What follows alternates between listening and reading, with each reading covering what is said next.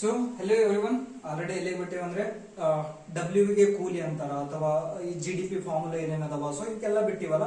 So ಅಲ್ಲಿಂದ ಸ್ವಲ್ಪ ಮುಂದೆ ಹೋಗೋಣ.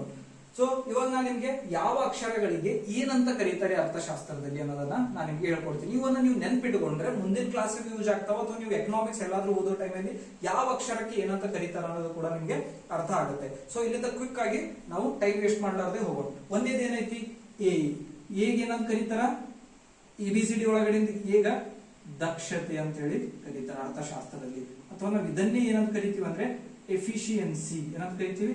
ಎಫಿಷಿಯನ್ಸಿ. ಬಿ ಗೆ ಏನಂತ ಕರಿತೀವಿ? ಬೀಟಾ ವ್ಯಾಲ್ಯೂ ಅಥವಾ ಬೀಟಾ ಮೌಲ್ಯ. ಇದನ್ನ ಸಂಖ್ಯಾಶಾಸ್ತ್ರದಲ್ಲಿ ಬಳಸ್ತೀವಿ. ಸಿ ಅಂದ್ರೆ ಕನ್ಸಂಪ್ಷನ್. ಇಂಗ್ಲಿಷ್ ಅಲ್ಲಿ ನಾವು ಇದಕ್ಕೆ ಏನಂತ ಕರಿತೀವಿ? ಕನ್ಸಂಪ್ಷನ್. ಕನ್ನಡದಲ್ಲಿ ಏನಂತ ಕರೀತಾರೆ ಇದಕ್ಕ? ಅನುಭೋಗ. ಕನ್ನಡದಲ್ಲಿ ಏನಂತ ಕರಿತೀವಿ? ಅನುಭೋಗ. ಡಿ ಇದೆ. ಡಿ ಗೆ ಏನಂತ ಕರಿತೀವಿ? ಡಿಮ್ಯಾಂಡ್. ಕನ್ನಡದಲ್ಲಿ ಡಿಮ್ಯಾಂಡ್ ಗೆ ಏನಂತ ಕರಿತೀವಿ? ಬೇಡಿಕೆ. ಏನಂತ ಕರಿತೀವಿ? ಬೇಡಿಕೆ. ಸೊ ಅನುಭೋಗ. A B C D E. E ಅಂದ್ರೆ ಎಲಾಸ್ಟಿಸಿಟಿ. ಏನಂದಂಗ? ಎಲಾಸ್ಟಿಸಿಟಿ. ಕನ್ನಡದಲ್ಲಿ ಎಲಾಸ್ಟಿಸಿಟಿ ಅಂದ್ರೆ ಸ್ಥಿತಿ ಸ್ಥಾಪಕತ್ವ. ಕನ್ನಡದಲ್ಲಿ ಎಲಾಸ್ಟಿಸಿಟಿ ಅಂದ್ರೆ ಏನು? ಸ್ಥಿತಿ ಸ್ಥಾಪಕತ್ವ. ಸೊ ನೆಕ್ಸ್ಟ್ ಏನಿದೆ? ಎಫ್. ಎಫ್ ಅಂದ್ರೆ ಫಂಕ್ಷನ್ಸ್. ಸಾರಿ, ಎಫ್ ಅಂದ್ರೆ ಫಂಕ್ಷನ್. ಇದನ್ನೇ ನಾವು ಕನ್ನಡದಲ್ಲಿ ಏನಂತೀವಿ? ಬಿಂಬಕ.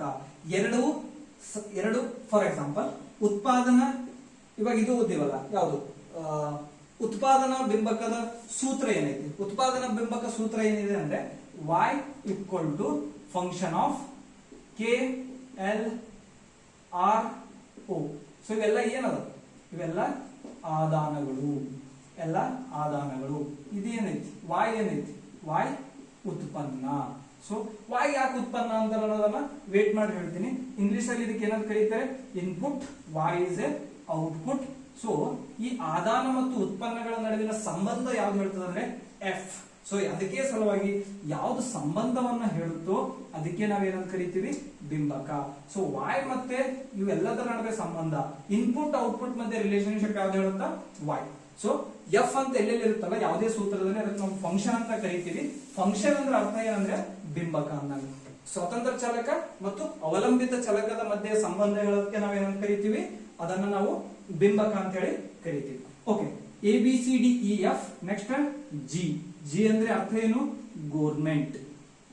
ಸೊ ಗೋರ್ಮೆಂಟ್ ಅಂದ್ರೆ ಎಲ್ರಿಗೂ ಗೊತ್ತಿದೆ, ಕನ್ನಡದಾಗ ಏನಂತ ಕರಿತೀವಿ? ಸರ್ಕಾರ. Next H. ಎಚ್ ಅಂದ್ರೆ ಹೌಸ್ ಹೋಲ್ಡ್ಸ್. ಏನಂತ? House holds. ಹೌಸ್ ಹೋಲ್ಡ್ಸ್ ಅಂದ್ರೆ ಕನ್ನಡದಾಗ ಏನನ್ನ? ಕುಟುಂಬಗಳು ಅಥವಾ ಸಾಮಾನ್ಯ ಜನರು ಅಂದ ಹಾಗೆ. Okay, A B C D F G H I. I ಅಂದ್ರೆ ಇನ್ವೆಸ್ಟ್ಮೆಂಟ್. ಅರ್ಥಶಾಸ್ತ್ರದಲ್ಲಿ ಐ ಅಂದ್ರೆ ಏನು? ಇನ್ವೆಸ್ಟ್ಮೆಂಟ್. ಇನ್ವೆಸ್ಟ್ಮೆಂಟ್ ಅಂದ್ರೆ ಏನು? ಹೂಡಿಕೆ. ಇನ್ವೆಸ್ಟ್ಮೆಂಟ್ ಅಂದ್ರೆ ಹೂಡಿಕೆ. So next J. I J. J ಅನ್ನೋದು ಒಂದು ಅಂತಾರಾಷ್ಟ್ರೀಯ ಅರ್ಥಶಾಸ್ತ್ರ ಬರುತ್ತೆ. ಇದಕ್ಕೆ ಜೆ ರೇಖೆ ಅಂತ ಕರಿತೀವಿ ಅಥವಾ ಜೆ ಕರ್ವ್ ಅಂತ ಕರಿತೀವಿ. ನಿಮ್ಗೆ ಎಕ್ಸಾಮ್ ಅಲ್ಲಿ ಕೇಳ್ತಾರೆ ಯಾರು ಕೊಟ್ಟಾರ ಇದು ಅಂತಂದ್ರೆ ಅಲ್ಫ್ರೆಡ್ ಮಾರ್ಷಲ್. ಯಾರು ಕೊಟ್ಟಾರ ಇದು? Alfred Marshall. Okay, K. K ಅಂದ್ರೆ ಅವಾಗಲೇ ಓದ್ವಲ್ಲ, ಕೆ ಅಂದ್ರೆ ಕ್ಯಾಪಿಟಲ್. ಸಿ ಇಂದ ಬರಿತೀವಿ ಬಟ್ ಇಂಡಿಕೇಟ್ ಮಾಡುವಾಗ ಕೆ ನಿಂದನೇ ಮಾಡ್ತೀವಿ. ಕ್ಯಾಪಿಟಲ್ ಅಂದ್ರೆ ಬಂಡವಾಳ. ಬಂಡವಾಳ ಅಂದ್ರೆ ಏನು? ಯಂತ್ರಗಳು. ಏನಂದಂಗ? ಯಂತ್ರಗಳು. Okay, so A B C D E F G H I J K L. L ಅಂದ್ರೆ ಲೇಬರ್. ಲೇಬರ್ ಅಂದ್ರೆ ಕನ್ನಡದಾಗ ಏನಂತ ಕರಿತೀವಿ? ಶ್ರಮ. ಶ್ರಮ ಅಂದ್ರೆ ಕಾರ್ಮಿಕರು. ಸಿಂಪಲ್. ಎಲ್ ಅಂದ್ರೆ ನೆನ್ಪಿಡುವರಿ ಕಾರ್ಮಿಕರು. L M N O P Q R S T U V W X. Okay, next ಏನು ಉಳಿತು? Y and Z. ನೋಡೋಣ. ಸೊ ಎಂ ಅಂದ್ರೆ ಮನಿ. ಎಂ ಅಂದ್ರೆ ಮನಿ. ಎಲ್ಲಿ? ಸೂಕ್ಷ್ಮ ಅರ್ಥಶಾಸ್ತ್ರದಲ್ಲಿ.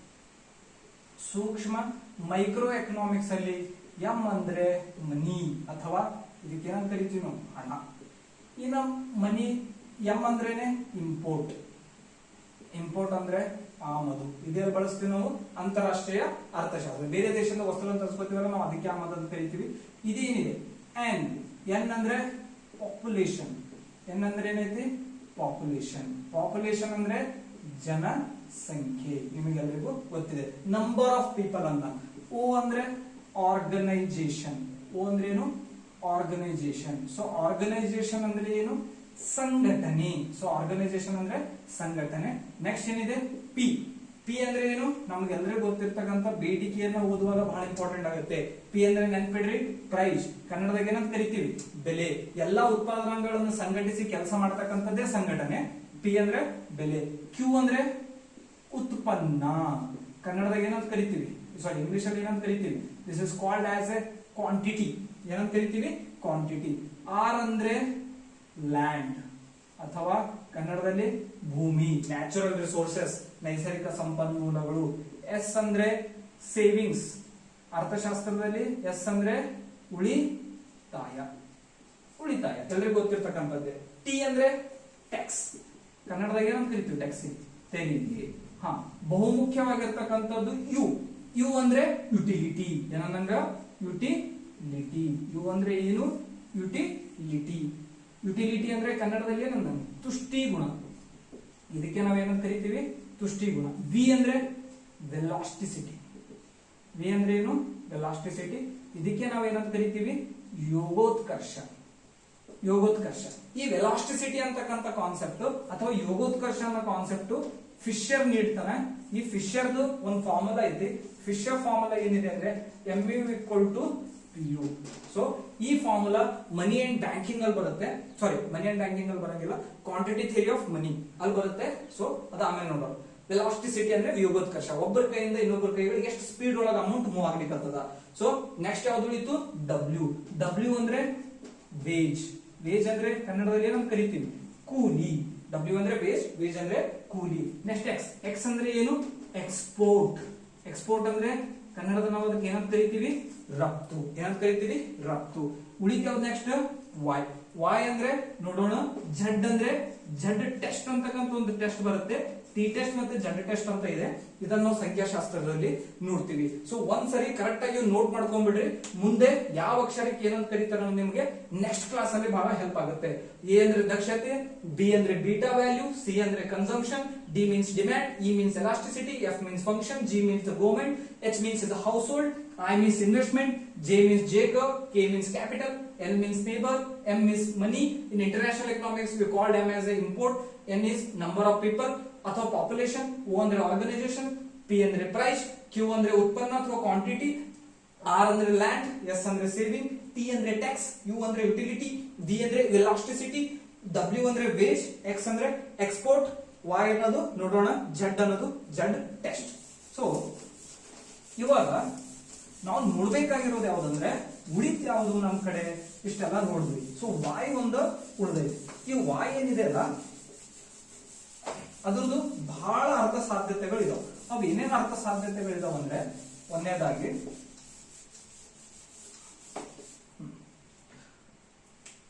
ವಾಯ್ಗೆ ಒಂದು ಹೆಸರು ಏನಿದೆ ಅಂದ್ರೆ ವಾಯ್ ಅಂದ್ರೆ ಆದಾಯ, ವಾಯ್ ಅಂದ್ರೆ GDP. ಹಾ, ವಾಯ್ಗೆ ಇಷ್ಟೆಲ್ಲ ಹೆಸರದು. ವಾಯ್ ಅಂದ್ರೆ ರಾಷ್ಟ್ರೀಯ ಆದಾಯ, ಮತ್ತೆ ಆಯ್ ಅಂದ್ರೇನೆ ಉತ್ಪನ್ನ ಅಥವಾ ಆಯ್ ಅಂದ್ರೇನೆ ಸಾರಿ ಆಯ್ ಅಂತ ಇದ್ದೇನೆ ಸಾರಿ ವಾಯ್ ಅಂದ್ರೆ ಆದಾಯ, ವಾಯ್ ಅಂದ್ರೆ GDP, ವಾಯ್ ಅಂದ್ರೆ ರಾಷ್ಟ್ರೀಯ ಆದಾಯ, ವಾಯ್ ಅಂದ್ರೇನೆ ಉತ್ಪನ್ನ, ವಾಯ್ ಅಂದ್ರೇನೆ ಉದ್ಯೋಗ. ಸೊ ವಾಯ್ ಅಂದ್ರೆ ಯಾವ್ದು ಬೇಕಾದ್ರೂ ತಗೋಬಹುದು ನಾವು. ಆದಾಯ ಆದ್ರೂ ತಗೋಬಹುದು, GDP ಆದ್ರೂ ತಗೋಬಹುದು, ರಾಷ್ಟ್ರೀಯ ಆದಾಯ, ಉತ್ಪನ್ನ, ಉದ್ಯೋಗ. ವಿಭಿನ್ನ ಅರ್ಥದಲ್ಲಿ ಚೇಂಜ್ ಆಗ್ತಾ ಇರುತ್ತೆ. ಬಟ್ ಮ್ಯಾಕ್ಸಿಮಮ್ ನೀವು ಇದೇ ಕನ್ಸಿಡರ್ ಮಾಡಿದ್ರೆ ಏನು ಸಮಸ್ಯೆ ಇಲ್ಲ.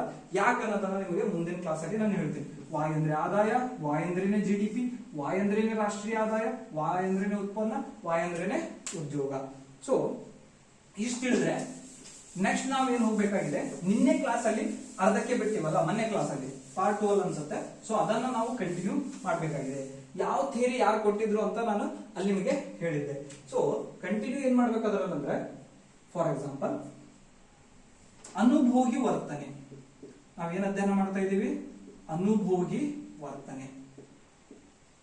ಅನುಭೋಗಿ ಅಂದ್ರೆ ಯಾರು? ನಾವು ಸಾಮಾನ್ಯ ಜನರು. ನಮಗೆ ಯಾವಾಗ್ಲೂ ಏನ್ ಜಾಸ್ತಿ ಮಾಡ್ಕೊಳ್ಬೇಕಾಗಿರುತ್ತೆ? ವಸ್ತುಗಳನ್ನ ಅನುಭೋಗಿಸಿ ತೃಪ್ತಿ ಏನ್ ಮಾಡ್ಕೋಬೇಕಾಗಿರುತ್ತೆ? ಜಾಸ್ತಿ ಮಾಡ್ಕೋಬೇಕಾಗಿರುತ್ತೆ. ಇದಕ್ಕೆ ಏನಂತ ಕರಿತೀವಿ?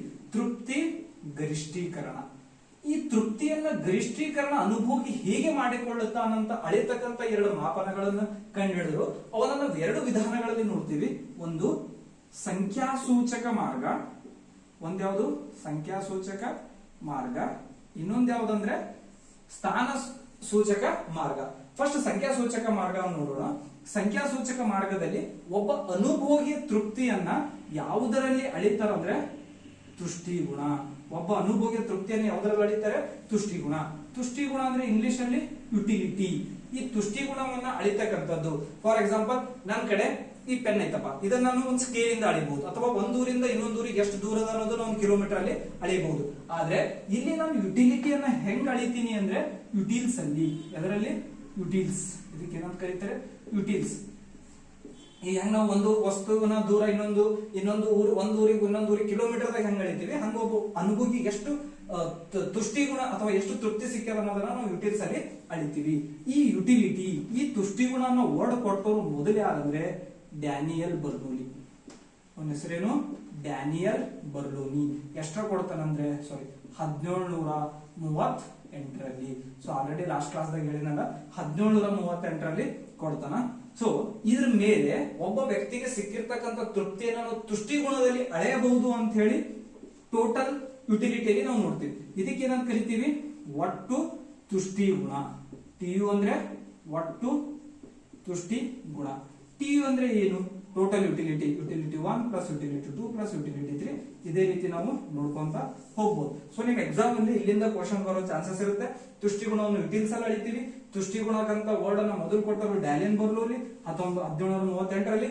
ಟಿಯು ಒಟ್ಟು ತುಷ್ಟಿಗುಣ ಯಾವ ರೀತಿ ಬರುತ್ತೆ? ಟಿಯು ಅಂದ್ರೆ U1 plus U2 plus U3. So ಒಟ್ಟು ತುಷ್ಟಿಗುಣ ಅಂದ್ರೆ ಅನುಭೋಗಿಯು ಅನುಭೋಗಿಸಿದಂತ ವಿವಿಧ ಘಟಕಗಳನ್ನ ಒಟ್ಟುಗೂಡಿಸಿದ ನಮಗೆ ಸಿಗೋದೇ ಒಟ್ಟು ತುಷ್ಟಿಗುಣ. ಈಗ ಎಂದರೇನು? ಈ ರೀತಿ ಬಹಳ ಥಿಯರಾಟಿಕಲ್ ಕ್ವಶನ್ ಬರಂಗಿಲ್ಲ. ಅವು ಯಾವ್ಯಾವ ಬರ್ತವೆ ನಾನು ಎಷ್ಟು ಹೇಳಿಕತ್ತೀನಿ ಅಷ್ಟು ನೋಟ್ ಮಾಡ್ಕೊಂಡ್ರೆ ಸಾಕು. ನೆಕ್ಸ್ಟ್ ಏನೈತಿ? Marginal utility. ಮಾರ್ಜಿನಲ್ ಯುಟಿಲಿಟಿ ನಾವ್ ಏನಂತ ಕರಿತೀವಿ? ಸೀಮಾಂತ ತುಷ್ಟಿಗುಣ. ಏನಂತ ಕರಿತೀವಿ? ಸೀಮಾಂತ ತುಷ್ಟಿಗುಣ. ಏನಂತ ಕರಿತೀವಿ? ಸೀಮಾಂತ ತುಷ್ಟಿಗುಣ.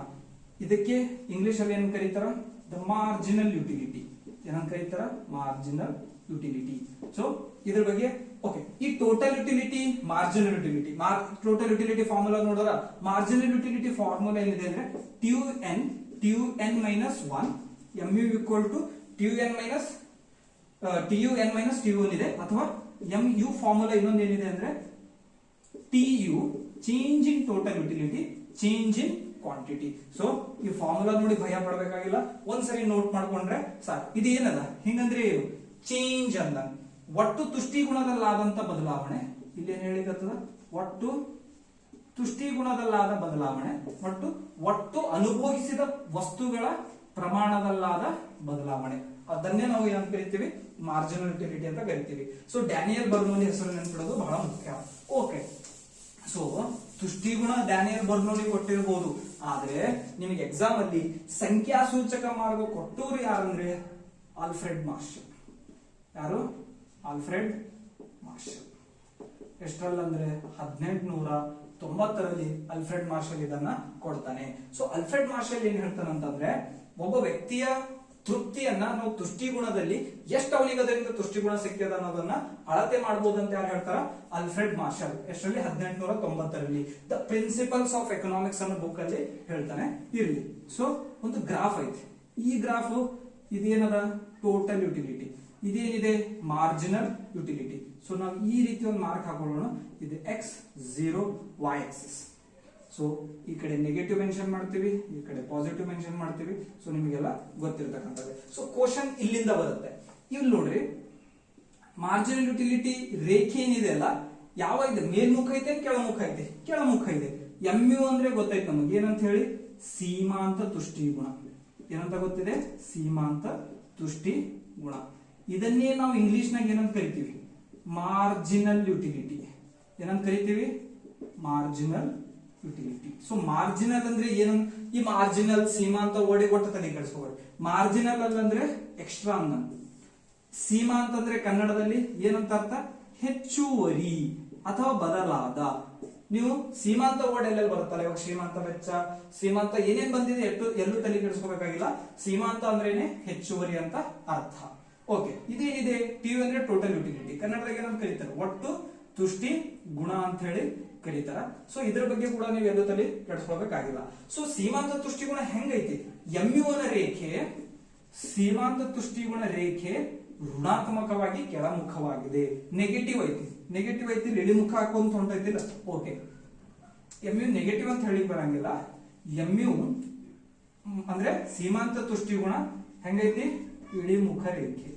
ಯಾವ ರೇಖೆ, ಇಳಿಮುಖ ರೇಖೆ, ಎಡದಿಂದ ಬಲಕ್ಕೆ ಇಳಿತಾ ಬರ್ತಾ ಇದೆ. ಸೊ ನೆಕ್ಸ್ಟ್ ಇವಾಗ ಟಿ ಯು ನೋಡ್ರಿ, ಇಲ್ಲಿ ಏನೈತಿ ಗರಿಷ್ಠ ಮಟ್ಟದಾಗ ಒಂದು ಹಂತವಾಗಿ ಏರಿ ಆಮೇಲೆ ಇಳಿಲಿಕ್ಕೆ ಟಿ ಯು ಗರಿಷ್ಠ ಮಟ್ಟದಲ್ಲಿ ಇದ್ದಾಗ when TU is maximum, this is TU is maximum, in that time mu equal to 0. so TU ಗರಿಷ್ಠ ಮಟ್ಟದಲ್ಲಿದ್ದಾಗ mu ಎಷ್ಟಕ್ಕೆ ಸಮವಾಗಿರುತ್ತದೆ, ಶೂನ್ಯಕ್ಕೆ ಸಮವಾಗಿರುತ್ತದೆ.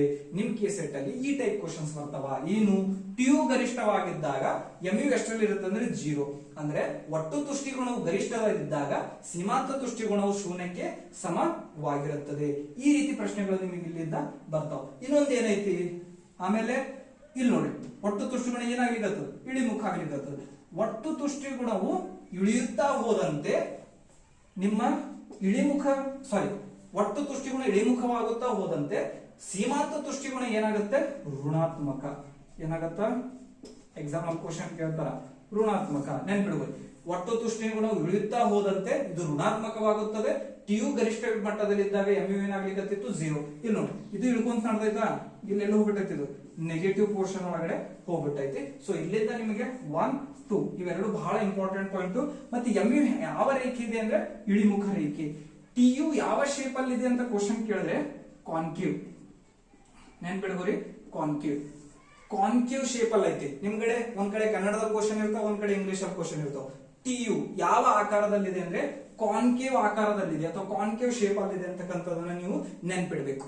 ಸೊ ಇದಾದ್ಮೇಲೆ ಇಲ್ಲಿ ಮುಖ್ಯವಾಗಿ ಗಮನಿಸಬೇಕಾಗಿರೋದೇನಂದ್ರೆ, ಯಾಕೆ ಸೀಮಾಂತ ತುಷ್ಟಿಗುಣ ಇಳಿಮುಖವಾಗಿದೆ ಅಂದ್ರೆ, ನಮಗೆಲ್ಲರಿಗೂ ಗೊತ್ತಿದೆ, ಯಾವುದೇ ವಸ್ತುವನ್ನ ನಿರಂತರವಾಗಿ ಸೇವಿಸಿದಂತೆ ಅದರಿಂದ ಸಿಗುವ ತುಷ್ಟಿಗುಣವು ಇಳಿಮುಖವಾಗುತ್ತಾ ಹೋಗುತ್ತದೆ.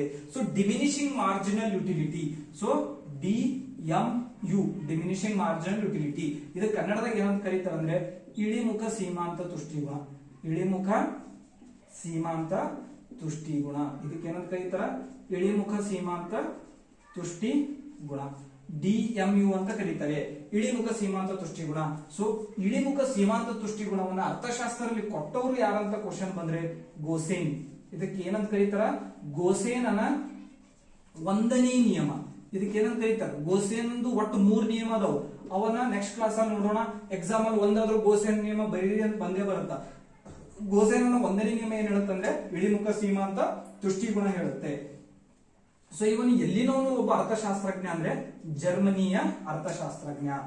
ಇಳಿಮುಖ ಸೀಮಾಂತ ತುಷ್ಟಿಗುಣ ಯಾವುದೇ ವಸ್ತುವನ್ನು ಹೆಚ್ಚು ಸೇವಿಸಿದಂತೆ ಇಳಿಮುಖ ಹೋಗುತ್ತದೆ. ಈ ಗೋಸೆನ್ನ ನಿಯಮವನ್ನೇ ಬಳಸಿಕೊಂಡು ಆಲ್ಫ್ರೆಡ್ ಮಾರ್ಷಲ್ ಈ ರೇಖೆಗಳನ್ನ ಕಂಡುಹಿಡಿತಾನೆ. ಒಂದು ಒಟ್ಟು ತುಷ್ಟಿಗುಣ, ಒಂದು ಸೀಮಾಂತ ತುಷ್ಟಿಗುಣ, ಮತ್ತೆ ಯಾವ್ದು ಕಂಡುಹಿಡಿತಾನ, ಸಂಖ್ಯಾಸೂಚಕ ಮಾರ್ಗವನ್ನ ಕಂಡುಹಿಡಿತಾನ. ಇದೆಲ್ಲ ಯಾರಿಗೆ ಸಂಬಂಧಿಸಿದೆ? ಸೊ ನೀವು ಇಲ್ಲಿ ಏನೇನ್ ಬಿಡ್ಬೇಕು, ಗೋಸೆನ್, ಆಲ್ಫ್ರೆಡ್ ಮಾರ್ಷಲ್, ಸ್ಥಾನ ಸೂಚಕ ಮಾರ್ಗ. ಆಮೇಲೆ ಇದು ಅನುಭೋಗಿ ಏನ್ ಮಾಡ್ಲಿಕ್ಕತ್ತಾನ, ಯಾವ ರೇಖೆಗಳು ಯಾವ ಕಡೆ ಸಾಗ್ಲಿಕ್ಕತ್ತವ ಅನ್ನೋದನ್ನ ನೀವಿಲ್ಲಿ ನೆನಪು ಇಡಬೇಕು.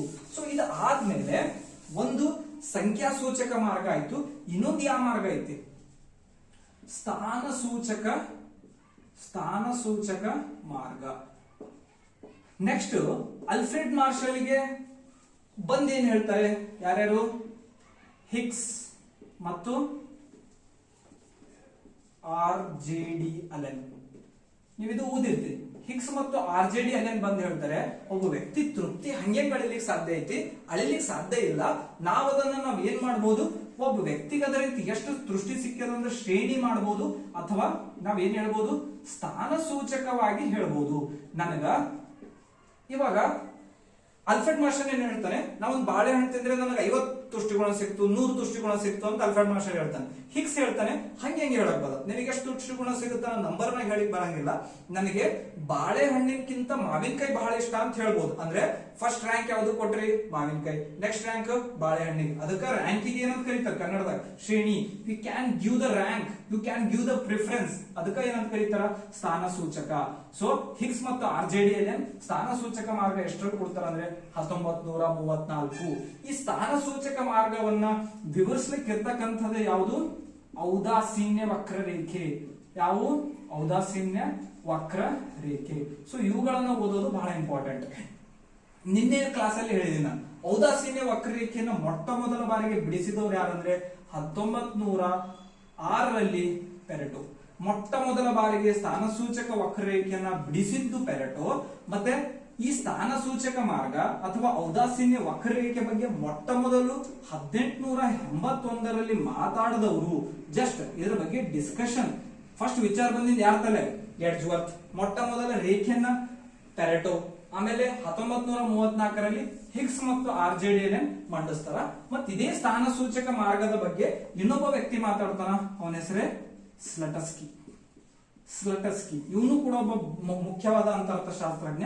1915ರಲ್ಲಿ ಇವನು ಕೂಡ ಇದ್ರ ಬಗ್ಗೆ ಮಾತಾಡ್ತಾನೆ. ಮೊಟ್ಟ ಮೊದಲೇ ಬಾರಿಗೆ ಎಡ್ಜ್ವರ್ತ್ ಮಾತಾಡ್ತಾನೆ. ನೆಕ್ಸ್ಟ್ ಪೆರೆಟೋ ರೇಖಾಚಿತ್ರವನ್ನು ಬಿಡಿಸ್ತಾನ. ನೆಕ್ಸ್ಟ್ ಸ್ಲಟಸ್ಕಿ ಮಾತಾಡ್ತಾನೆ. ಆದ್ರೆ ಅಂತಿಮವಾಗಿ ಬಹಳ ಜನಪ್ರಿಯಗೊಳಿಸಿದ್ದವ್ರು ಯಾರಂದ್ರೆ ಹಿಗ್ಸ್ ಮತ್ತು RJD ಅಲೆನ್. ಕ್ವಶನ್ ಒಂದ್ ವೇಳೆ ಮೊದಲ ಬಾರಿಗೆ ಈ ರೇಖಾಚಿತ್ರವನ್ನು ಬಿಡಿಸಿದವರು ಅಂದ್ರೆ ಪೆರೆಟೋ ಬರೀಬೇಕು, ಆಮೇಲೆ ಇನ್ನೊಂದು ಹಿಗ್ಸ್ ಮತ್ತು RJD ಅಲೆನ್ ನೆನ್ಪಿಡ್ಕೋಬೇಕು. ಸೊ ಶ್ರೇಣಿ, ಸ್ಥಾನ ಸೂಚಕ, ಔದಾಸೀನ್ಯ ವಕ್ರರೇಖೆ ಗೊತ್ತಾಯ್ತು. ಸೊ ಔದಾಸೀನ್ಯ ವಕ್ರರೇಖೆ ಏನ್ ಮಾಡುತ್ತಂದ್ರೆ ಎರಡು ಸರಕುಗಳ ಮಧ್ಯೆ that tells about the combination of the different goods. ನಾವೇನ್ ಮಾಡ್ತೀವಿ, ಯಾವುದೋ ಒಂದು ಸರಕಿನ ಬಗ್ಗೆ, ಫಾರ್ ಎಕ್ಸಾಂಪಲ್ ಮಾರ್ಕೆಟ್ ಹೋಗಿರ್ತೀವಿ, ನಾವ್ ಯಾವಾಗ್ಲೂ ಕನ್ಫ್ಯೂಷನ್ ದಾಗ ಇರ್ತೀವಿ, ಬಾಳೆಹಣ್ಣು ಜಾಸ್ತಿ ತೋಲಿ ಏನ್ ಮ್ಯಾಂಗೋ ಜಾಸ್ತಿ ತೋಲಿ, ಯಾವ್ದು ಜಾಸ್ತಿ ತೋಲಿ. ಅವಾಗ ನಾವೇನ್ ಮಾಡ್ತೀವಿ, ಇದೊಂದ್ ಸ್ವಲ್ಪ ತಗೋತೀವಿ, ಇದೊಂದ್ ಸ್ವಲ್ಪ ತಗೋತೀವಿ. ಹಿಗ್ಸ್ ಏನ್ ಹೇಳ್ತಾನಂದ್ರೆ ಅನುಭೋಗಿ ಯಾವಾಗ್ಲೂ ಔದಾಸೀನ್ಯ ಅಂದ್ರೆ ಕನ್ಫ್ಯೂಷನ್ ಒಳಗೆ ಇರ್ತೀವಿ, ಯಾವ್ದು ಜಾಸ್ತಿ ತಗೋಬೇಕು. ಸೊ ಫೈನಲಿ ಏನ್ ಮಾಡ್ತೀವಿ ನಾವು, ಇದೊಂದ್ ಸ್ವಲ್ಪ ತಗೊಂಡು ಬಂದ್ಬಿಡ್ತೀವಿ. ಸೊ ಇದನ್ನೇ ಎಲ್ಲಿ ವಿವರಿಸ್ಯಾರ ಅಂದ್ರೆ, ಇದನ್ನ ನಾವು ಆಲ್ರೆಡಿ ಓದಿವಿ. ಅಂದ್ರೆ ನೀವು ಸ್ಕೂಲಲ್ಲಿ ಕಾಲೇಜಲ್ಲಿ ಓದಿಸಿರ್ತಾರೆ. IC1 IC2 ಔದಾಸೀನ್ಯ ರೇಖೆ 1, ಔದಾಸೀನ್ಯ ರೇಖೆ 2. ಓಕೆ, ಏನೈತಿ, ಮೇಲ್ಮಟ್ಟದ ಔದಾಸೀನ್ಯ ವಕ್ರರೇಖೆಯು ಹೆಚ್ಚಿನ ತುಷ್ಟಿಗುಣವನ್ನು ನೀಡುತ್ತದೆ. ಕೆಳಗಿನ ಔದಾಸೀನ್ಯ ರೇಖೆಗಿಂತ ಮೇಲಿನ ಔದಾಸೀನ್ಯ ಹೆಚ್ಚಿನ ತುಷ್ಟಿಗುಣ ನೀಡುತ್ತದೆ. ಒಂದಕ್ಕೊಂದು ಔದಾಸೀನ್ಯ ವಕ್ರರೇಖೆಗಳು ಸ್ಪರ್ಶಿಸುವುದಿಲ್ಲ, ಸಂಧಿಸುವುದಿಲ್ಲ, ಇವೆಲ್ಲ ಓದಿ. ಆದ್ರೆ ಎಕ್ಸಾಮ್ ಅಲ್ಲಿ ಯಾವ ರೀತಿ ಕ್ವಶನ್ ಬರುತ್ತಂದ್ರೆ, ಔದಾಸೀನ್ಯ ವಕ್ರರೇಖೆಯು ಯಾವ ಆಕಾರದಲ್ಲಿ ಇರ್ತದೆ ಅಂತ ಬರುತ್ತೆ. ಅವಾಗ ನೀವೇನ್ ಬರೀಬೇಕು, ಕನ್ವೆಕ್ಸ್. ಯಾವ ಶೇಪ್ ಅಲ್ಲಿ ಇರ್ತವೆ ಅಂದ್ರೆ ಕನ್ವೆಕ್ಸ್ ಶೇಪ್ ನಲ್ಲಿ ಇರುತ್ತೆ. ಮತ್ತೆ ಎಡದಿಂದ ಬಲಕ್ಕೆ ಏನಾಗಿರುತ್ತೆ, ಇದು ಇಳಿಮುಖವಾಗಿ ಇರುತ್ತೆ. ಮತ್ತು ಎರಡು ಸರಕುಗಳ ಮಧ್ಯೆ ಇರತಕ್ಕಂತ ಒಂದು ಔದಾಸೀನ್ಯತೆಯನ್ನ ಹೇಳ್ತಾ ಇರುತ್ತೆ. ಆಮೇಲೆ ಮೇಲಿನ ಯಾವ್ದು ಹೆಚ್ಚಿನ ತುಷ್ಟಿಗುಣ ಕೊಡುತ್ತಂದ್ರೆ IC2 ಇಂಡಿಫರೆನ್ಸ್ ಕರ್ವ್. ಔದಾಸೀನ್ಯ 2 ಹೆಚ್ಚಿನ ತುಷ್ಟಿಗುಣ ಕೊಡುತ್ತೆ, ಎದಕ್ಕಿಂತ ಅಂದ್ರೆ IC1 ಕಿಂತ. ಸೊ ಇಷ್ಟು ನೆನ್ಪಿಟ್ಕೊಂಡ್ರೆ ಸಾಕು. ಇದನ್ನ ಮೊಟ್ಟ ಮೊದಲ ಬಾರಿಗೆ ಬಿಡಿಸಿದವರು ಯಾರಂದ್ರೆ ಪೆರೆಟೋ. ಸೊ ಆಮೇಲೆ ಇದು ಹೆಂಗೈತಿ, ಎಡದಿಂದ ಬಲಕ್ಕೆ ಇಳಿಮುಖವಾಗಿದೆ. ಇದನ್ನು ನೆನ್ಪಿಡ್ಬೋದು. ಎಡದಿಂದ ಬಲಕ್ಕೆ ಔದಾಸೀನ್ಯ ವಕ್ರರೇಖೆಗಳು ಮೇಲ್ಮುಖವಾಗಿರ್ತವೆ, ಇಳಿಮುಖವಾಗಿರುತ್ತವೆ. ಮುಖ್ಯವಾಗಿ ಏನಂದ್ರೆ ಕನ್ವೆಕ್ಸ್. ಯಾವ ಶೇಪ್ ಅಲ್ಲಿ ಇರ್ತವೆ ಅನ್ನೋದು ಎಕ್ಸಾಮ್ ಅಲ್ಲಿ ಕೇಳಬಹುದು. ಕನ್ವೆಕ್ಸ್ ಯಾರು ಬಿಡಿಸಾರ ಅಂತ ಕೇಳಬಹುದು, ಯಾರು ಜನಪ್ರಿಯಗೊಳಿಸಾರ, ಈ ರೀತಿ ಪ್ರಶ್ನೆಗಳು ಆಯ್ತು. ಒಂದು ಸ್ಥಾನ ಸೂಚಕ ಮಾರ್ಗವನ್ನು ನೋಡಿದೇವಿ, ಒಂದು ಸಂಖ್ಯಾ ಸೂಚಕ ಮಾರ್ಗವನ್ನು ನೋಡಿದೇವಿ. ಇನ್ನೊಂದು ಮುಖ್ಯವಾಗಿ ನೋಡ್ಬೇಕಾಗಿರೋದು ಯಾವ್ದಂದ್ರೆ ಅದೇ ಬಜೆಟ್ ರೇಖೆ. ಇದಾದ್ಮೇಲೆ ನೀವು ನೆನ್ಪಿಡಬೇಕಾಗಿರೋದು ಯಾವ್ದಂದ್ರೆ ಬಜೆಟ್ ರೇಖೆ. ಬಜೆಟ್ ರೇಖೆಯಲ್ಲಿ ಏನಿದೆ ಅಂದ್ರೆ ಇಲ್ಲಿ ನೋಡ್ರಿ, ಇದು ಒಂದು ಗ್ರಾಫ್ ಐತಿ. ಈ ಗ್ರಾಫ್ ಒಳಗಡೆ ಇದೇನಿದೆ, ಬಜೆಟ್ ಲೈನ್ 1 ಅಂದ್ರೆ ಇದೇನಿದೆ, ಬಜೆಟ್ ಲೈನ್ 2. ಈ ಬಜೆಟ್ ರೇಖೆಗೆ ನೀವು ಇನ್ನೊಂದು ಏನ್ ಕರಿಬಹುದು, ಆದಾಯ ರೇಖೆ. ಓಕೆ, ನಿಮ್ಗೆ ಕನ್ನಡ ಬುಕ್ ಅಲ್ಲೂ ಬಜೆಟ್ ರೇಖೆ ಅಂತ ಹೇಳೇ ಬರ್ದ. ಸೊ ಬಜೆಟ್ ಲೈನ್ ಇಂಗ್ಲಿಷ್ ದಾಗ ಏನಂತ ಕರೀತಾರ, we call this is as A budget line. What we call this is we called as a budget line. What is the formula of the budget line? It is very simple. P1x1 plus P2y2 equal to, you can take m. m ಅಂದ್ರೆ ಆದಾಯ. English ಅಲ್ಲಿ ನಾನು ಅವಾಗ ಹೇಳಿನಲ್ಲ ABCD ಬರ್ಸೋ ಹೊತ್ತಿಗೆ m ಅಂದ್ರೆ ಏನೈತಿ, ಮನಿ. P ಅಂದ್ರೆ ಅವಾಗ ಹೇಳಿನಿ ಪ್ರೈಸ್, ಎದ್ರ ಪ್ರೈಸ್ ಐತಿ ಇದು ಎಕ್ಸ್ ನ ಬೆಲೆ, ಯಾವ್ದು x1 ನ ಬೆಲೆ, ಇದು ಐತೈತಿ y2 ನ ಬೆಲೆ, ಇದು ಹೇಳಿಗತ್ತ. ಇದು y2 ಸರಕು, ಇದು x1 ಸರಕು. ಸೊ ಇದಕ್ಕೆ ಏನಂತ ಕರೀತಾರ, ಬಜೆಟ್ ರೇಖೆಯ ಏನದ ಇದು ಫಾರ್ಮುಲಾ. ಸೊ ಇದು ಬಹಳ ಬೇಸಿಕ್ ಅದ, ನಾ ಇದು ಹೇಳಿ ಹೊಂಟಿನಿ ಇವಾಗ ನಿಮಗೆ. ಇದು ಆಲ್ರೆಡಿ ನೀವು ಫಾರ್ಮುಲಾ ಪಿ ಎಲ್ಲ ಓದಿರ್ತೀರಿ. ಸೊ ಎಕ್ಸಾಮ್ ದಾಗ ಏನ್ ಕ್ವಶನ್ ಕೇಳ್ತಾ ಗೊತ್ತು, ಬಜೆಟ್ ರೇಖೆಯು ಎರಡು ಬಹಳ ಇಂಪಾರ್ಟೆಂಟ್ ಅದ. ಒಂದೇನು ಪಲ್ಲಟ ಮತ್ತು ಇನ್ನೊಂದು ಚಲನೆ. ಬಜೆಟ್ ರೇಖೆ ಇಲ್ಲಿ ನೋಡ್ರಿ, ಯಾವ ಕಡೆ ಪಲ್ಲಟ ಆಗ್ಯದ, ಈ ಕಡೆಯಿಂದ ಈ ಕಡೆ. ಸೊ ಪಲ್ಲಟ ಯಾವಾಗ ಆಗತ್ತಂದ್ರೆ ಅನುಭೋಗಿಯ, ನೆನ್ಪಿಟ್ಕೋರಿ, ಅನುಭೋಗಿಯ ಆದಾಯ ಹೆಚ್ಚಾದಂತೆ, ಅನುಭೋಗಿಯ ಆದಾಯ ಹೆಚ್ಚಾದಂತೆ, ಅನುಭೋಗ್ಯ ಆದಾಯ ಹೆಚ್ಚಾದಂತೆ ಬಜೆಟ್ ರೇಖೆಯು ಬಲಭಾಗಕ್ಕೆ ಪಲ್ಲಟಗೊಳ್ಳುತ್ತದೆ. ನೆನ್ಪಿಟ್ಕೋರಿ, ಏನಾಗ್ತದ, ಬಲಭಾಗಕ್ಕೆ ಪಲ್ಲಟಗೊಳ್ಳುತ್ತದೆ, ಬಲಭಾಗಕ್ಕೆ ಪಲ್ಲಟಗೊಳ್ಳುತ್ತದೆ. ಸೊ ಬಲಭಾಗಕ್ಕೆ ಪಲ್ಲಟಗೊಳ್ಳುತ್ತದೆ. ಈ ಕಡೆಯಿಂದ ಈ ಕಡೆ ಏನಾಗೈತಲ್ಲ ಶಿಫ್ಟ್ ಆಗುತ್ತೆ. ಸೊ ಇವೆಲ್ಲ ಬೇಸಿಕ್ ಅದಾವ. ಸೊ ಇನ್ನೂ ಸ್ವಲ್ಪ ವಿಷಯಗಳನ್ನು ನಾನು ನಿಮಗೆ, ಈ ಬೇಡಿಕೆ ರೇಖೆ, ಸ್ಥಿತಿಸ್ಥಾಪಕತ್ವ ಅಂದ್ರೆ ಏನು, ಆಮೇಲೆ ಈ ಬೇಡಿಕೆ ರೇಖೆಯಲ್ಲಿ ಪಲ್ಲಟ ಅಂದ್ರೆ ಏನು, ಈ ಬದಲಿ ಸರಕುಗಳಂದ್ರೆ ಏನು, ಪೂರಕ ಸರಕುಗಳಂದ್ರೆ ಏನು ನೋಡೋಣ. ಸೊ ಎವ್ರಿ ಟೈಮ್ ಬೇಕಾದ್ರೆ ನೀವು ಓಲ್ಡ್ ಕ್ವಶನ್ ಪೇಪರ್ ತೆಗೆದು ನೋಡ್ರಿ, ಅಲ್ಲೊಂದು ಕ್ವಶನ್ ಬಂದೈತಿ. ಒಂದೇನು ಪೂರಕ ಸರಕುಗಳಂದ್ರೆ ಏನು, ಬದಲಿ ಸರಕುಗಳಂದ್ರೆ ಏನು. ಸೊ ಇದ್ರ ಬಗ್ಗೆ ನಾನು ನಿಮಗೆ ಒಂದು ಬೇಸಿಕ್ ಐಡಿಯಾ ಕೊಡ್ತೇನೆ, just for the basic idea. ಒಂದ್ ಯಾವಿರ್ತಾವ, ಬದಲಿ ಸರಕುಗಳು. ಬದಲಿ ಸರಕುಗಳಂದ್ರೆ we call this is as a substitute goods. ಏನಂತ ಕರಿತೀವಿ, ಸಬ್ಸ್ಟಿಟ್ಯೂಟ್ ಗೂಡ್ಸ್. ಇದಕ್ಕೆ ಏನಂತ ಕರಿತೀವಿ ನಾವು, ಸಬ್ಸ್ಟಿಟ್ಯೂಟ್ ಗೂಡ್ಸ್. ಇನ್ನೊಂದು ಏನದು, ಪೂರಕ ಸರಕುಗಳು. ಪೂರಕ ಸರಕುಗಳು ಇವಕ್ಕೆ ಏನಂತ ಕರಿತೀವಿ ನಾವು, ಕಾಂಪ್ಲಿಮೆಂಟರಿ ಗೂಡ್ಸ್. ಇವಕ್ಕೆ ಏನಂತ ಕರಿತೀವಿ, ಕಾಂಪ್ಲಿಮೆಂಟರಿ ಗೂಡ್ಸ್. ಒಂದು ಬದಲಿ ಸರಕುಗಳು, ಇನ್ನೊಂದು ಪೂರಕ ಸರಕುಗಳು. ಫಾರ್ ಎಕ್ಸಾಂಪಲ್ ಇಲ್ಲಿ ಏನೈತಿ, ಎಕ್ಸ್ ನ ಬೆಲೆಯು ಹೆಚ್ಚಾದ ಹಾಗೆ ಎಕ್ಸ್ ಗೆ ಏನ್ ಕುಸಿತೈತಿ, ಬೇಡಿಕೆ ಕುಸಿತೈತಿ. ಆದ್ರೆ ಎದರ ಬೇಡಿಕೆ ಜಾಸ್ತಿ ಆಗತ್ತ, ವಾಯ್ ನ ಬೇಡಿಕೆ ಜಾಸ್ತಿ ಆಗತ್ತ. ಸೊ ನೀವು ಎರಡು ಮಾರ್ಕ್ ಯಾವ ಕಡೆ ನಡೆದ ನೋಡ್ರಿ, ಮೇಲ್ಗಡೆ ನಡೆದ. ಸೊ ಇದು ಯಾವ ಸಂಬಂಧ, ಧನಾತ್ಮಕ ಸಂಬಂಧ. This is positive relationship.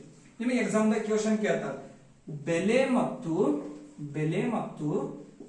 ಮತ್ತು ಬದಲಿ ಸರಕಿನ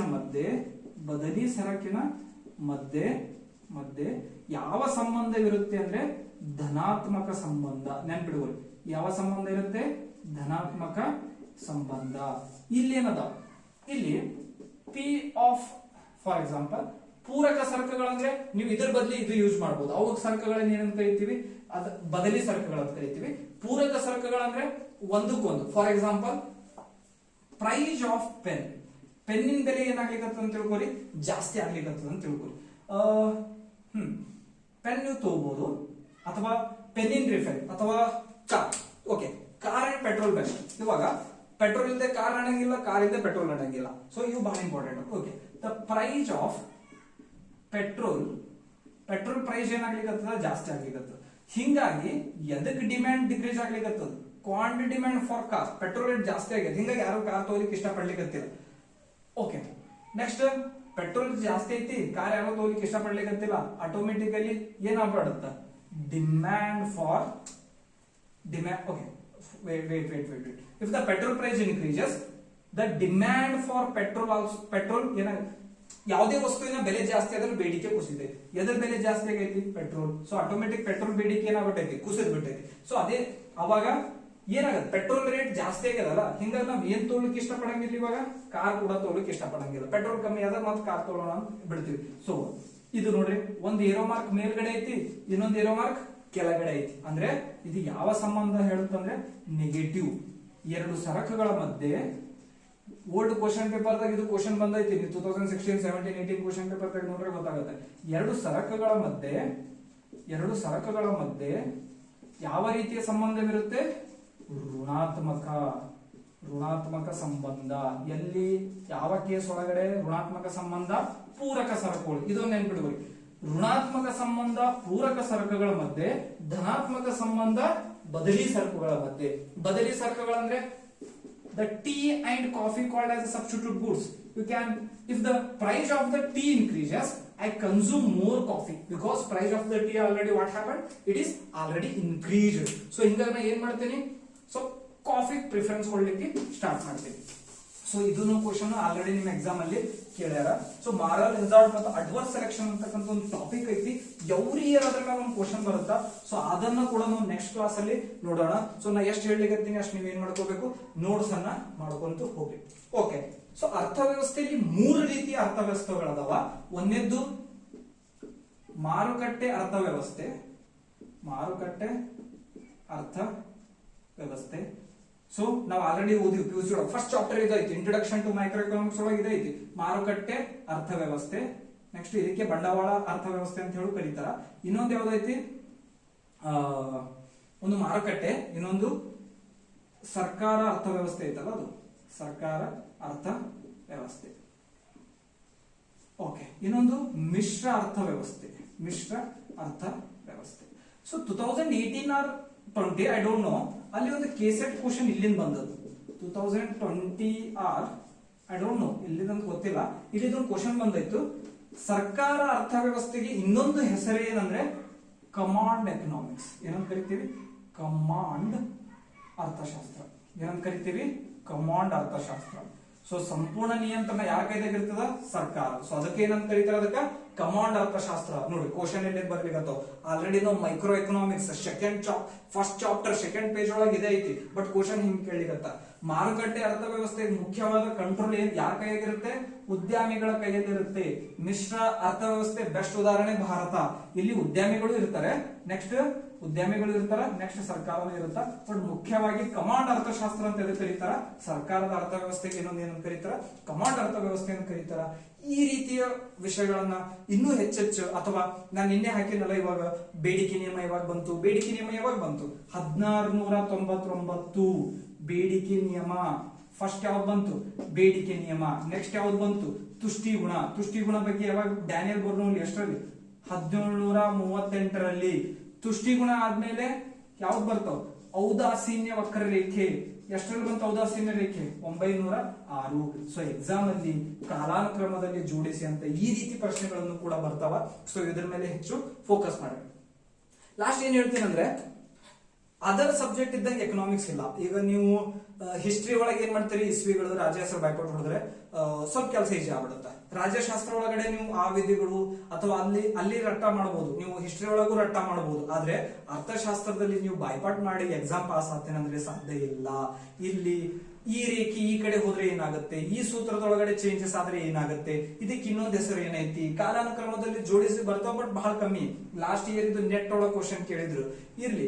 ಸೊ ನೀವು ಇಲ್ಲಿ ಅನಲೈಟಿಕಲ್ ಪ್ರಶ್ನೆಗಳನ್ನ ಬಹಳ ಕೇಳ್ತಾರೆ, ನಾವು ತಲೆ ಓಡಿಸಿ ಆನ್ಸರ್ ಮಾಡಬೇಕಾಗುತ್ತೆ. ನಮಗೊಂದು ಕಾನ್ಸೆಪ್ಟ್ ಕ್ಲಿಯರ್ ಇದ್ರೇನೆ ಆ ಕ್ವಶನ್ ಸಾಲ್ವ್ ಆಗುತ್ತೆ. ಆ ಕಾನ್ಸೆಪ್ಟೇ ಕ್ಲಿಯರ್ ಇಲ್ಲ ಅಂದ್ರೆ ನೀವು ಆ ಕ್ವಶನ್ ಅನ್ನ ಸಾಲ್ವ್ ಮಾಡ್ಲಿಕ್ಕೆ ಆಗಂಗಿಲ್ಲ. ಸೊ ಫಸ್ಟ್ ಬೇಸಿಕ್ ಬಹಳ ಇಂಪಾರ್ಟೆಂಟ್, ಕಾನ್ಸೆಪ್ಟ್ ಅನ್ನ ತಿಳ್ಕೊರಿ. ಸೊ ನಿಮಗೆ ಯಾವ್ದಾದ್ರು topic, for example ISLM, when IS shift, if saving increases, if investment increases, what happen in the IS curve, in the LM curve. ಇದು macro economics ಒಳಗೆ ಅಲ್ಲಿ ಒಂದು question compulsory ಇದ್ದೇ ಇರುತ್ತೆ ಎವ್ರಿ ಇಯರ್. ಬೇಕಾದ್ರೆ ನೀವು ಪೇಪರ್ ಚೆಕ್ ಮಾಡ್ರಿ, ನೀವು ISLM ಅನ್ನೋ ಮಾಡೆಲೇ ಓದಿಲ್ಲ, ಪ್ರೀವಿಯಸ್ ಇಯರ್ ಕ್ವಶನ್ ಪೇಪರ್ ತೆಗೆದು ನೋಡ್ರಿ, ಅಲ್ಲಿ ISLM ಮೇಡಮ್ ಒಂದು ಕ್ವಶನ್ ಇದ್ದೇ ಇರ್ತೈತಿ. ಸೊ ಆ ಟಾಪಿಕ್ ಬಗ್ಗೆನೂ ಒಂದ್ ದಿವಸ ಡಿಸ್ಕಷನ್ ಮಾಡೋಣ. ಸೊ ಇಂಪಾರ್ಟೆಂಟ್ ಟಾಪಿಕ್ ಯಾವ್ದವ, ಇವಾಗ ಪೂರಕ ಸರಕುಗಳು, ಬದಲಿ ಸರಕುಗಳು, ಇದ್ರ ಮೇಲೆ ಬೇಕಾದ್ರೆ ಓಲ್ಡ್ ಕ್ವಶನ್ ಪೇಪರ್ ತೆಗೆದು ನೋಡ್ರಿ, ಮಾರಲ್ ಹೆಜಾರ್ಡ್, ಅಡ್ವರ್ಸ್ ಸೆಲೆಕ್ಷನ್, ಇದ್ರ ಮೇಲೆ ನೈತಿಕ ಹಾನಿ ಅಂತ ಹೇಳಿ ಲಾಸ್ಟ್ ಇಯರ್ ಕ್ವಶನ್ ಪೇಪರ್ ಬಂದಿತ್ತು. ಸೊ ಈ ರೀತಿ ಕ್ವಶನ್ ಗಳು ಸಿಕ್ಕಾಪಟ್ಟೆ ಬಂದವ. So economics is a very demanding subject ಐತಿ, ಮತ್ ಬಹಳ ಒಳ್ಳೆ ಸಬ್ಜೆಕ್ಟ್ ಐತಿ. ನೀವು ಮನಸ್ಸು ಕೊಟ್ಟು ಹೋದ್ರೆ ಆರಾಮಾಗಿ ನಿಮ್ ಕೇಸೆಟ್ ಕ್ಲಿಯರ್ ಆಗುತ್ತೆ. ಸೊ ನಿಮ್ಗೆ ಯಾವ್ದಾದ್ರು ಟಾಪಿಕ್ ಗಳು, ಸರ್ ಇದು ಡಿಫಿಕಲ್ಟ್ ಅನ್ಸ್ಲಿಕ್ಕತ್ತೈತಿ, ಈ ಟಾಪಿಕ್ ಬಗ್ಗೆ ಡಿಸ್ಕಷನ್ ಮಾಡ್ರಿ ಅಂದ್ರೆ ಹಾಕ್ರಿ, ಅಥವಾ ಇನ್ನೊಂದ್ ಸ್ವಲ್ಪ ಯಾವ್ದಾದ್ರು ಟಾಪಿಕ್ ನಿಮಗೆ ಇನ್ನೊಂದ್ ಸ್ವಲ್ಪ ಮೂರ್ ಎಕ್ಸ್ಪ್ಲನೇಷನ್ ಬೇಕಾಗಿತ್ತು, ಏನಾರ ಡೌಟ್ ಇತ್ತು, ಸರ್ ಐಸಿಕರ್ ಕನ್ವೆಕ್ಸ್ ಶೇಪ್ ಒಳಗೆ ಯಾಕೈತಿ, what are the formula is there, why, how we, like there is a lot of formula, there is lot of mathematical portion also, there is a lot of graphs also. We are going from step by step. So ಒಂದು ABCD ಗೊತ್ತಿರಲಾರ್ದೆ English ಬರಂಗಿಲ್ಲ, basic ಗೊತ್ತಿರಲಾರ್ದೆ economics ಬರಂಗಿಲ್ಲ. So ಹೆಚ್ಚಿಗೆ ಇನ್ನೊಂದ್ ಸ್ವಲ್ಪ focus ಮಾಡೋದ್ರಿ. Thank you students.